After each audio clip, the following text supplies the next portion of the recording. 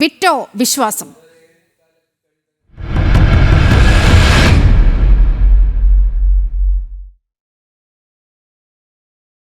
ശബരിമല സ്വർണ്ണ കവർച്ച വിവാദത്തിൽ വിവാദ പരാമർശങ്ങൾ വീണ്ടും വരികയാണ്. സ്വർണം പൂശിയത് അഴിച്ചെടുത്ത പാളിയിലല്ല, വിവരങ്ങൾ അടങ്ങിയ മഹസർ രേഖകൾ പുറത്ത്. അഴിച്ചെടുത്ത പാളിക്ക് പകരം മറ്റൊരു പാളിയിലാണ് സ്വർണം പൂശിയത്. അതേസമയം സ്വർണ്ണ കവർച്ചയിൽ ക്രൈംബ്രാഞ്ച് കേസ് രജിസ്റ്റർ ചെയ്തു. വിവരങ്ങളുമായി എസ് ശാലിനി ചേരുകയാണ്. ശാലിനി, വളരെ പ്രധാനപ്പെട്ട നിമിഷങ്ങളിലൂടെയാണ് നാം ഇപ്പോൾ കടന്നുപോയിക്കൊണ്ടിരിക്കുന്നത്. ആദ്യം തന്നെ ഇതുമായി ബന്ധപ്പെട്ട് ക്രൈംബ്രാഞ്ച് കേസെടുക്കുന്ന സാഹചര്യമുണ്ടായി. 2 FIR രജിസ്റ്റർ ചെയ്തിട്ടുണ്ട് എന്നാണ് ഇപ്പോൾ മനസ്സിലാക്കുന്നത്. മറ്റൊന്ന്, അവിടെ നിന്ന് അഴിച്ചെടുത്ത സ്വർണ്ണപ്പാളിയിലല്ല സ്വർണം പൂശിയത് എന്നുള്ള മഹസർ വിവരങ്ങളും പുറത്തു വരുന്നുണ്ട്. സമഗ്ര വിവരങ്ങൾ. ശബരിമല സ്വർണ്ണ കവർച്ചയുമായി ബന്ധപ്പെട്ട നിർണായക നിമിഷങ്ങളിലൂടെയാണ് ഇപ്പോൾ കടന്നു പോകുന്നത്. കേസുമായി ബന്ധപ്പെട്ട് ക്രൈംബ്രാഞ്ച് എടുത്ത കേസിൽ 2 FIRകളാണ് ഇപ്പോൾ ഇട്ടത്. FIRന്റെ മറ്റ് വിശദാംശങ്ങൾ, വകുപ്പുകൾ അടക്കമുള്ള കാര്യങ്ങൾ ആർക്കൊക്കെതിരെയാണ് എന്നുള്ളതൊക്കെ അല്പസമയത്തിന് ശേഷം മാത്രമേ അറിയാൻ സാധിക്കുള്ളൂ. എന്തായാലും ഈ കേസുമായി ബന്ധപ്പെട്ട ആദ്യത്തെ FIR ആണ് എന്നുള്ളതാണ് നമ്മൾ മനസ്സിലാക്കുന്നത്. ഇതിൽ ആരൊക്കെ കുറ്റക്കാരാണ് എന്നുള്ളതാണ് ഇനി കണ്ടറിയേണ്ടിയിരിക്കുന്നത്. ആർക്കൊക്കെതിരെയാണ് FIRൽ പരാമർശങ്ങൾ ഉള്ളത് എന്നുള്ളതാണ് അറിയേണ്ടത്. അതിനിടയിൽ തന്നെയാണ് മറ്റ് നിർണായകമായിട്ടുള്ള ചില രേഖകൾ കൂടി ഈ ഘട്ടത്തിൽ പുറത്തു വരുന്നത്. ഒന്ന്, ചില മഹസർ രേഖകളാണ്. 2019 നൽകിയിട്ടുള്ള ചില മഹസർ രേഖകൾ ഈ ഘട്ടത്തിൽ പുറത്തേക്ക് വരികയാണ്. അതായത് സ്വർണം പൂശിയത് അഴിച്ചെടുത്ത പാളിയിലല്ല എന്നുള്ളതാണ് ഈ മഹസർ രേഖകളിൽ പറയുന്നത്. 5/7/2019 ഇതുമായി ബന്ധപ്പെട്ട് ഒരു ഉത്തരവ് പുറത്തിറങ്ങുന്നു. ശബരിമലയിലെ സ്വർണം, ദ്വാരപാലക ശില്പത്തിലെ പാളി അടക്കമുള്ള കാര്യങ്ങൾ വീണ്ടും നിർമ്മിക്കാനും അതുമായി ബന്ധപ്പെട്ട അറ്റകുറ്റപ്പണികൾക്കുമായി ഉണ്ണികൃഷ്ണൻ പോറ്റി എന്ന വ്യക്തിക്ക് കൈമാറണം എന്നുള്ള ദേവസ്വം ബോർഡിന്റെ ഉത്തരവ് വരുന്നു.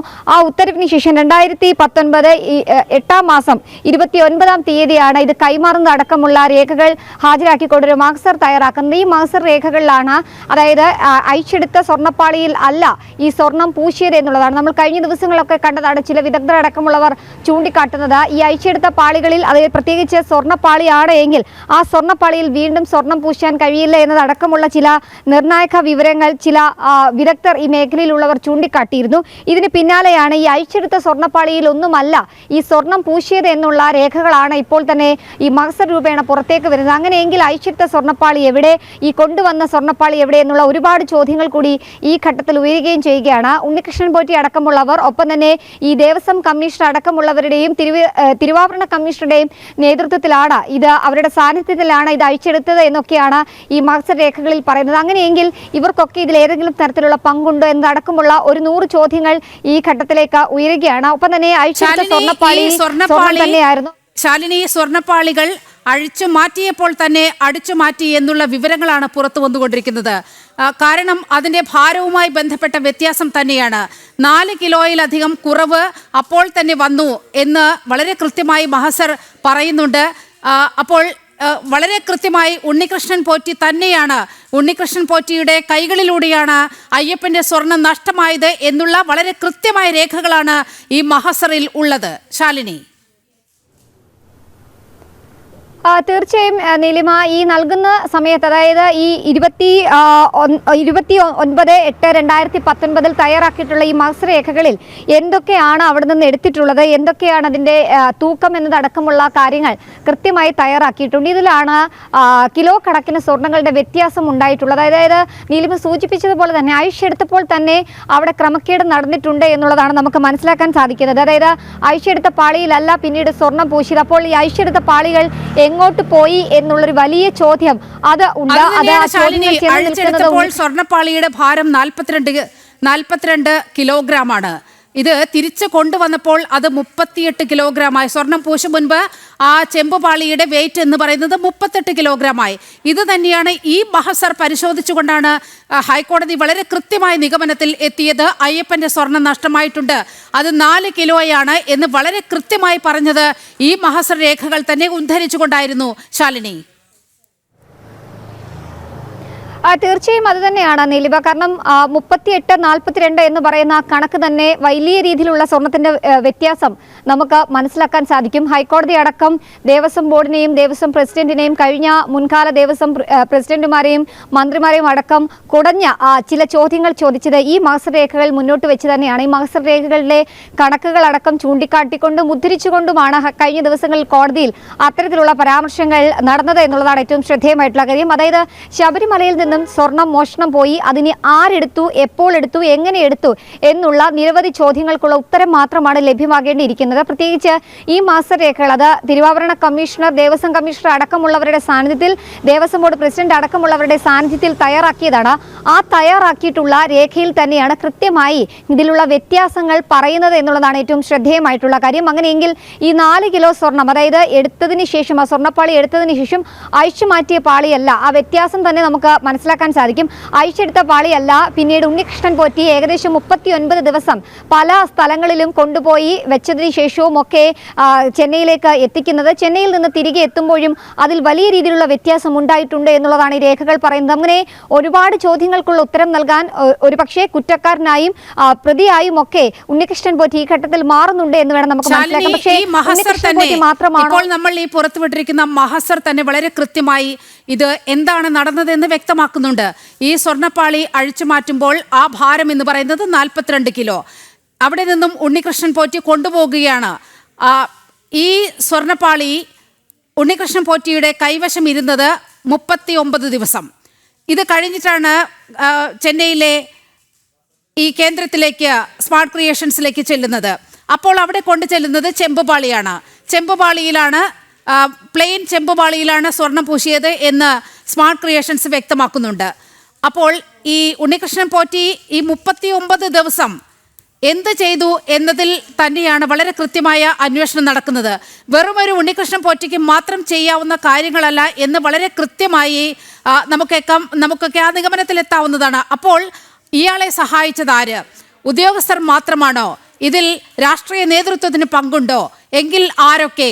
ഇങ്ങനെയുള്ള ചോദ്യങ്ങളാണ്, ആ ചോദ്യങ്ങൾക്കുള്ള ഉത്തരമാണ് ഈ പ്രത്യേക അന്വേഷണത്തിലൂടെ മനസ്സിലാകേണ്ടത്.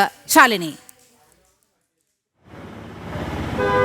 നീലിമ, തീർച്ചയായും അത് തന്നെയാണ്. ഈ അന്വേഷണം ഇപ്പോൾ FIR അടക്കം ഇട്ട സാഹചര്യത്തിൽ FIRന്റെ കൂടുതൽ വിശദാംശങ്ങളടക്കം ഇനി പുറത്തു വരാനിരിക്കുന്നതേ ഉള്ളൂ. ആ FIRൽ ഒരു പക്ഷേ പ്രതിസ്ഥാനത്തൊക്കെയാണ് ഉണ്ണികൃഷ്ണൻ പോറ്റി എന്നുള്ളതാണ് കണ്ടറിയേണ്ടത്.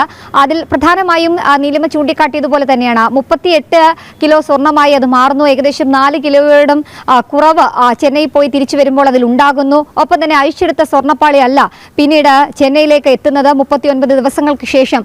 ആ 39 ദിവസം ഈ സ്വർണ്ണപ്പാളികൾ എവിടെയായിരുന്നു? ആരാണ് ഇത് സുരക്ഷിതമായി സൂക്ഷിച്ചിരുന്നത്? അതല്ലെങ്കിൽ അത് ഏതെങ്കിലും തരത്തിൽ ഉരുക്കി മാറ്റിയിരുന്നോ? അതോ പിന്നീട് ചെന്നൈയിലേക്ക് എത്തുമ്പോൾ അത് എങ്ങനെ ചെമ്പായി മാറി എന്നതടക്കമുള്ള ഒരുപാട് ചോദ്യങ്ങൾക്കുള്ള ഉത്തരം ഇനി ലഭ്യമാകേണ്ടതായിട്ടുണ്ട്. അതിൽ കൃത്യമായ ഉത്തരം നൽകേണ്ടത് ഉണ്ണികൃഷ്ണൻ പോറ്റിയാണ്. കാരണം ഉണ്ണികൃഷ്ണൻ പോറ്റിയുടെ കൈകളിലായിരുന്നു ഈ 39 ദിവസവും ഈ സ്വർണ്ണപ്പാളി എന്ന് പറയപ്പെടുന്ന ഈ ദ്വാരപാലക ശില്പത്തിന്റെ പാളികൾ എന്നുള്ളതാണ്. അതെങ്ങനെ ഇവിടെ നിന്ന് അഴിച്ചെടുത്തപ്പോൾ സ്വർണ്ണപ്പാളിയും ചെന്നൈയിലെത്തിയപ്പോൾ ചെമ്പുപാളിയുമായി എന്നുള്ളത് പറയേണ്ടിയിരിക്കുന്നു. വിജയ് മല്യ അടക്കമുള്ളവർ അവിടെ സ്വർണം പൂശിയതിൽ കൃത്യമായ മാസ്റ്റർ തയ്യാറാക്കിയിട്ടുണ്ടോ? ആ മാസ്റ്ററും പുതിയ മാസ്റ്ററും തമ്മിൽ ഏതെങ്കിലും തരത്തിലുള്ള വ്യത്യാസങ്ങളുണ്ടോ? ഉദ്യോഗസ്ഥ തലത്തിൽ വീഴ്ചകൾ ഉണ്ടായിട്ടുണ്ട്. ചില വിവരങ്ങൾ പുറത്തു വരുന്നുണ്ട്. ശാലിനി, ശബരിമല സ്വർണ്ണക്കടത്ത് കേസിൽ ഉണ്ണികൃഷ്ണൻ പോറ്റിയെ പ്രതിയാക്കി FIR 2 കേസുകളാണ് രജിസ്റ്റർ ചെയ്തിരിക്കുന്നത്. ദ്വാരപാളിയിലെയും വാതിൽപ്പടിയിലെയും സ്വർണം കടത്തിയതിൽ വെവ്വേറെ FIR രജിസ്റ്റർ ചെയ്തിരിക്കുന്നു. 2 കേസിലും മുഖ്യപ്രതി ഉണ്ണികൃഷ്ണൻ പോറ്റിയാണ്. ദേവസ്വം ജീവനക്കാരും പ്രതികളാകും എന്ന പ്രാഥമിക റിപ്പോർട്ടാണ് ഈ FIR സംബന്ധിച്ച് ഇപ്പോൾ പുറത്തു വന്നിരിക്കുന്നത്. അതായത് ശാലിനി, 2 FIR വരികയാണ്. ഒന്ന്, ഈ കട്ടിളപ്പാളിയിലെ സ്വർണം കടത്തിയതുമായി ബന്ധപ്പെട്ട്.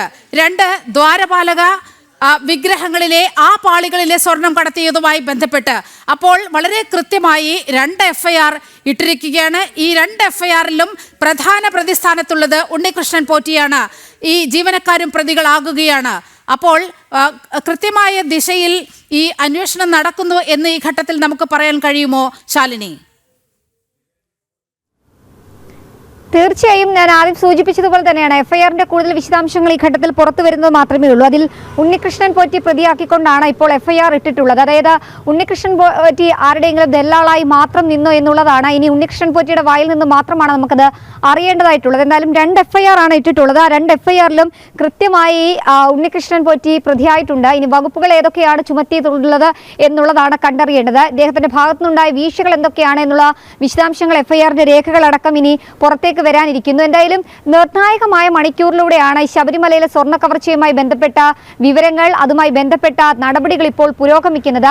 ക്രൈംബ്രാഞ്ച് അന്വേഷണം ഏറ്റെടുത്തത് മുതൽ പ്രത്യേക അന്വേഷണ സംഘം കൃത്യമായ രേഖകൾ പരിശോധിച്ചിരുന്നു. മഹസറടക്കമുള്ള കാര്യങ്ങൾ 28 തീയതി, അതായത് 2019 ഈ സ്വർണ്ണപ്പാളി കൊണ്ടുപോകുന്നതിന് മുൻപ് അതുമായി ബന്ധപ്പെട്ട ദേവസ്വം ബോർഡിന്റെ നിർണായക ഉത്തരവ്, അതിനുശേഷം ഈ സ്വർണ്ണപ്പാളി നൽകുമ്പോൾ തയ്യാറാക്കിയിട്ടുള്ള മഹസർ, കോടതിയിലടക്കം ദേവസ്വം ബോർഡിനെയും ഒപ്പം തന്നെ ദേവസ്വം പ്രസിഡന്റ് അടക്കമുള്ളവരെ ചോദ്യങ്ങളുടെ മുൻമുനയിൽ നിർത്തിയ ആ മഹസർ അടക്കമുള്ള കാര്യങ്ങൾ പരിശോധിച്ചിരുന്നു. വർഷങ്ങളായി ശബരിമലയിലെ ഒരു ദല്ലാൾ അല്ലെങ്കിൽ അവിടുത്തെ ഒരു വിശ്വസ്തൻ എന്ന രീതിയിൽ പലരുടെയും ഒപ്പം നിന്നൊരു വ്യക്തിയാണ് ഉണ്ണികൃഷ്ണൻ പോറ്റി. ആ ഉണ്ണികൃഷ്ണൻ പോറ്റി എങ്ങനെ അവിടേക്ക് എത്തി, ഒപ്പം തന്നെ ഇദ്ദേഹത്തിന്റെ സാമ്പത്തിക സോഴ്സ് അടക്കമുള്ള കാര്യങ്ങൾ, ഇദ്ദേഹം പല ആളുകളിൽ നിന്നും ശബരിമലയുടെ പേര് പറഞ്ഞ് പണപ്പിരിവ് നടത്തിയിട്ടുണ്ട്. ചില നിർണായകമായിട്ടുള്ള ചില രേഖകൾ ക്രൈംബ്രാഞ്ചിന് ലഭിച്ചിട്ടുണ്ട്. പല ആളുകൾക്കും ഭക്തജനങ്ങളെ കർണാടക, ആന്ധ്രാപ്രദേശ് അടക്കമുള്ള സംസ്ഥാനങ്ങളിൽ നിന്നും ആളുകളുടെ കയ്യിൽ നിന്നും ഭക്തരുടെ കയ്യിൽ നിന്നും ശബരിമലയുടെ പേര് പറഞ്ഞ് ഫണ്ട് പിരിവ് നടത്തിയിട്ടുണ്ട്. ശബരിമലയിൽ അന്നദാനം, ഒപ്പം തന്നെ ഭക്തർക്ക് വീട് വെച്ച് നൽകുന്നത് അടക്കമുള്ള കാര്യങ്ങൾ നടത്തി പണപ്പിരിവ് നടത്തിയിട്ടുണ്ട്. ഇതൊക്കെ ആരുടെയെങ്കിലും നിർദ്ദേശപ്രകാരമാണോ, അത് ഉണ്ണികൃഷ്ണൻ പോറ്റി മാത്രമാണോ? അതുവഴി ഈ സ്വർണം കടത്തുക, സ്വർണം കടത്തിയതിനു ശേഷം അത് ചെമ്പാക്കി മാറ്റുക എന്നുള്ള ആ ഒരു വിദ്യ, അതിന് പിന്നിൽ ഏതെങ്കിലും തരത്തിൽ ഉന്നത ഉദ്യോഗസ്ഥർക്കോ അല്ലെങ്കിൽ അവിടുത്തെ ജീവനക്കാർക്കോ ദേവസ്വം ബോർഡ് പ്രസിഡന്റോ മുൻ മന്ത്രി അടക്കമുള്ളവർക്ക് ബന്ധമുണ്ടോ എന്നതടക്കമുള്ള ചോദ്യങ്ങൾക്ക് ഇനി നിർണായകമായ ഉത്തരങ്ങൾ വരും മണിക്കൂറിൽ വരുമെന്ന് തന്നെയാണ് നമ്മൾ പ്രതീക്ഷിക്കുന്നത്. എന്തായാലും നിർണായകമായ ശബരിമല സ്വർണ്ണ കവർച്ച കേസിൽ പ്രതിയാക്കിക്കൊണ്ട് ഇപ്പോൾ ഉണ്ണികൃഷ്ണൻ പോറ്റിയെതിരായി എഫ്ഐആർ വന്നിരിക്കുകയാണ്. എന്തായാലും ഈ ഉണ്ണികൃഷ്ണൻ പോറ്റിയെ സംബന്ധിച്ചിടത്തോളം നിർണായകമായ മണിക്കൂറുകളാണ്. ഏതെങ്കിലും തരത്തിൽ കഴിഞ്ഞ ദിവസങ്ങളിലൊക്കെ എടുത്തിരുന്ന ചോദ്യം ചെയ്യലുകൾ, മൊഴിയെടുക്കലൊക്കെ പറയാത്ത പേരുകൾ അടക്കമുള്ള കാര്യങ്ങൾ ഒരു പക്ഷേ ഇനി ക്രൈംബ്രാഞ്ചിന് മുൻപിൽ പറയേണ്ടി വരും. ഇതുമായി ബന്ധപ്പെട്ട വിശകലനങ്ങളിലേക്കും ഒക്കെ നമുക്ക് തിരികെ എത്തേണ്ടതുണ്ട്.